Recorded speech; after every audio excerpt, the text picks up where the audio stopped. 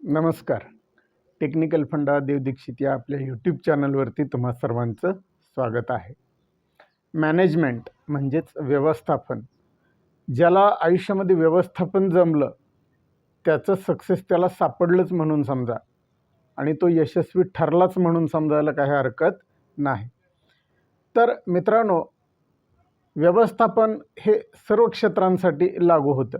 याला काही एक ठराविक असा घटक असावा असं काही बिलकुल नाही. तर व्यवस्थापन म्हणजे काय, त्याचे काय फायदे आहेत आणि ते का केलं पाहिजे, ते कोण करतं, या सगळ्या चर्चा आज आपण या व्हिडिओमध्ये करणार आहोत. कृपया व्हिडिओ कुठेही स्किप करू नका. व्हिडिओला जर चॅनलला जर नवीन असाल तर सबस्क्राईब करा आणि व्हिडिओ तुम्हाला आवडला तर जास्तीत जास्त शेअर करा. व्हिडिओ कसा वाटला त्याबद्दल कमेंट करायलाही विसरू नका. तर मॅनेजमेंट ही आयुष्यातली सर्वात मोठी गोष्ट आहे आणि मॅनेजमेंट कसं करायचं किंवा मॅनेजमेंटचे काय फायदे आहेत, त्याचा काय उपयोग होतो, हे आता आपण जाणून घेऊया. तर कुठल्याही गोष्टीचं व्यवस्थापन असेल, मग ते आर्थिक असेल, वेळेचं असेल किंवा इतर तुमच्या काही सक्सेस गोलचं असेल, तर हे जे मॅनेजमेंट आहे हे कसं करायला लागतं. तर मॅनेजमेंट करत असताना काही महत्त्वाच्या गोष्टी आपल्याला लक्षात घ्यायला लागतात. त्या म्हणजे अशा की समजा आता आपल्याला एक 5 करोड रुपये मिळवायचे आहेत असं आपण गृहीत धरून चालूया. तर 5 करोड रुपये किती कालावधीमध्ये आपल्याला मिळवायचे आहेत, हा मॅनेजमेंटचा पहिला टप्पा असेल. तर समजा एक 10 वर्षामध्ये. तर 10 वर्षामध्ये जर आपल्याला 5 करोड रुपये मिळवायचे असतील, तर हे 5 करोड रुपये मिळवण्यासाठी आपल्याला काय करावं लागेल? मी अवैध गोष्टीबद्दल बोलत नाही आहे, फक्त वैध गोष्टींबद्दलच तेवढं सांगतोय. तर आपल्याला असं काय करता येईल की ते पैसे आपल्याला मिळवता येतील किंवा आपण ते मिळवू शकू. तर मग त्याच्यासाठी आपल्याला एखादा बिझनेस सोर्स बघायला लागेल, एखादं स्किल वापरायला लागेल किंवा आपली जर काही वडिलोपार्जित किंवा इतर काही जमीन असेल तर त्याच्यावरती काही मोठं उत्पन्न घेता येतं का, ते बघायला लागेल. तर अशा पद्धतीनं जर आपण त्याचं नियोजन करायला लागलो तर आपल्या असं लक्षात येईल की 10 वर्षामध्ये नेमकं कोणत्या गोष्टीमधून आपल्याला पैसा मिळणार आहे किंवा तो पैसा आपला वाढणार आहे. मग हळूहळू तुमच्या असं लक्षात येईल की याच्यासाठी तुम्हाला नेमकं काय करावं लागणार आहे. सध्या तुमच्याकडे किती भांडवल शिल्लक आहे, तुम्ही कोणता व्यवसाय किंवा नोकरी करत आहात. तर ह्या सगळ्या गोष्टींचा हळूहळू जसा अभ्यास होईल तसं मग तुम्हाला ते टप्पे ठरवायला सोपं पडेल की बाबा 1 वर्षामध्ये आपलं हे जे भांडवल आहे ते आपण अमुक ह्या व्यवसायामध्ये गुंतवू. त्या व्यवसायातून आपल्याला अंदाजे एवढी रक्कम मिळेल, मग ती रक्कम आपण पुढच्या वर्षी याच्यामध्ये अशा प्रकारे गुंतवू किंवा SIPमध्ये पैसे गुंतवू.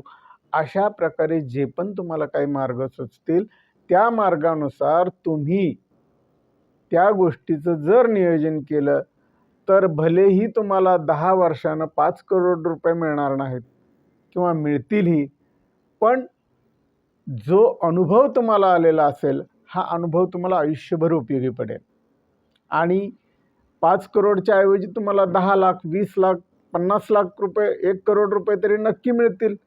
कारण त्या दिशेनं तुम्ही तुमचे उत्कृष्ट असे प्रयत्न केलेले आहेत. एक चांगलं व्यवस्थापन तुम्ही केलेलं आहे. हेच व्यवस्थापन वेळेच्या बाबतीत सुद्धा लागू होतं. वेळ ही खूप महत्त्वाची गोष्ट आहे. आपण अगदी कुठल्याही फालतू गोष्टीमध्ये टाइमपास करत असतो. तर आपण जर थोडासा बारकाईने विचार केला तर आपला वेळ कुठं वाया जातोय हे आपल्या लक्षात येईल. एक दिवशी सकाळी किंवा संध्याकाळी बसून एका वहीमध्ये जर तुम्ही लिहिलं की बाबा मित्राला भेटायला इतका वेळ गेला, अमुक छोट्या कामासाठी एवढा वेळ गेला, अमक्याला भेटायला गेलो तर एवढा वेळ गेला, असं जर तुम्ही त्याचं गणित मांडलं तर तुमच्या लक्षात येईल की जवळजवळ दिवसभरात तुमचे 4 ते 5 तास तरी आरामशीर हे वाया जातात. मग त्याच्यावर जे तुम्हाला कंट्रोल करायचं आहे, ते जे आपल्याला तुम्हाला वेळ वाया घालवायचा नाही, तर त्यासाठी त्या वेळेचं तुम्हाला व्यवस्थापन करावं लागेल, म्हणजेच मॅनेजमेंट करायला लागेल. तर मॅनेजमेंट केल्यामुळं तुमचा आर्थिक, वेळेचा आणि इतर बरेचसे फायदे तुम्हाला होऊ शकतात. पण आता बऱ्याचशा लोकांना वाटत असेल की बाबा मॅनेजमेंट करायचं किंवा व्यवस्थापन करायचं म्हणजे फार मोठी अवघड गोष्ट आहे. तर असं बिलकुल नाही. तुम्ही हळूहळू वहीवरती लिहून जरी तुमच्या मॅनेजमेंटला सुरुवात केलीत तरीसुद्धा चालू शकेल. आता फार कशाला, तुम्ही दिवसभरात काय करता, कोणतं काम करता, किती वाजता उठता, किती वाजता झोपता, दिवसभरातली तुमची कामं काय आहेत, तुम्हाला पुढच्या आठवड्यात काय काम करायचं आहे, महिन्यात काम काय करायचं आहे किंवा 1 वर्षांनी काय काम करायचं आहे, हे सुद्धा तुम्ही आराखडा लिहून काढू शकता. ते सुद्धा एक प्रकारचं तुमचं मॅनेजमेंटच आहे. किंवा आता तुम्हाला खर्चाचा ताळमेळ बसवायचा असेल, कोणत्या गोष्टीसाठी किती खर्च झाला, आपण अनावश्यक काही खरेदी केलं आहे का, आपल्याला खरंच कोणत्या गोष्टीची गरज होती किंवा अमुक गोष्टीसाठी आपल्याला किती पैसे लागणार आहेत, अंदाजे 1 ते 2 महिन्याने आपल्याला कोणत्या गोष्टीसाठी काय खर्च करावा लागेल, याचं थोडंसं जर तुम्ही लिखाण ठेवलात किंवा याचा थोडासा जरी हिशोब ठेवलात तरी हा हिशोब म्हणजे सुद्धा एक प्रकारचं व्यवस्थापनच आहे. आपण असं व्यवस्थापन करतच नाही, त्यामुळं आपण पाठीमागं राहतो. आता मोठमोठे उद्योगपती, कंपन्या किंवा शासनातील वरिष्ठ लोक, हे जे लोक असतात हे त्यांचं मॅनेजमेंट आखतात. कंपन्यांचं वार्षिक मॅनेजमेंट असतं. एवढंच काय, पंचवार्षिक, 10 वार्षिक, 20 वार्षिकचं सुद्धा ते मॅनेजमेंट करून ठेवत असतात. त्यासाठी कंपनीचा एक खास माणूस असतो, त्याला CA असं म्हणतात. तर मी काय म्हणतो, कंपन्याप्रमाणे आपण फार मोठं मॅनेजमेंट करणार नाही, पण छोटंसं मॅनेजमेंट तर आपल्याला नक्की जमेल आणि ह्या मॅनेजमेंटमुळं तुम्ही यशस्वीतेकडं लवकर जाल. म्हणजेच तुम्हाला लवकर यश मिळेल. जे पण तुम्ही काही करू इच्छिता किंवा जे काही तुमचं ड्रीम प्रोजेक्ट आहे, तुमचं एक भलं मोठं स्वप्न आहे, ते जर तुम्हाला मिळवायचं असेल तर त्याला व्यवस्थापनाशिवाय गत्यंतर नाही. आणि एक गोष्ट लक्षात घ्या, व्यवस्थापन करायला पैसेही लागत नाहीत, ते फ्रीमध्ये आहे. फक्त तुम्हाला त्यासाठी थोडासा वेळ द्यावा लागेल, थोडंसं डोकं चालवायला लागेल आणि मग हळूहळू सुरुवातीला थोड्या चुका होतील. मी असं म्हणत नाही की तुम्हाला लगेचच जमायला लागेल, पण जरी चुका झाल्या तरी ते काय तपासायला कोणी ऑडिट करायला येणार नाही. त्यामुळे त्याला काही घाबरायचं किंवा गोंधळायचं काहीच कारण नाही. चुका हळूहळू सुधारतील, तुमच्याही लक्षात यायला लागेल किंवा हे मॅनेजमेंट करत असताना आपलं गणित कुठं चुकलं आहे, आपण काय करायला हवं होतं, काय करतो आहोत. एखाद्या विद्यार्थ्याला सुद्धा जर वार्षिक परीक्षेत पास व्हायचं असेल तर वर्षभरामध्ये त्याला अभ्यासाचं मॅनेजमेंट करायला लागतं, की कुठल्या दिवशी आपल्याला कोणत्या विषयाचा किती अभ्यास करायचा आहे, जेणेकरून आपल्याला भविष्यामध्ये वार्षिक परीक्षेत चांगले मार्क मिळू शकतील. धावपटूंचं तसंच आहे, बिझनेसमॅनचं तसंच आहे.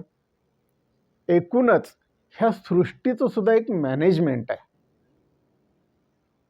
सूर्य ठरल्या वेळी उगवतो, ठरल्या वेळी मावळतो, ठरल्या वेळी रात्र होते. पशुपक्षी ठरल्या वेळी चारा आणायला जातात, ठरल्या वेळी परत येतात, ठरल्या वेळी झोपतात. म्हणजे सृष्टीचं सुद्धा एक अशा प्रकारचं मॅनेजमेंट आहे. उन्हाळा, हिवाळा, पावसाळा हे ऋतूसुद्धा ह्या व्यवस्थापनेप्रमाणेच होत असतात.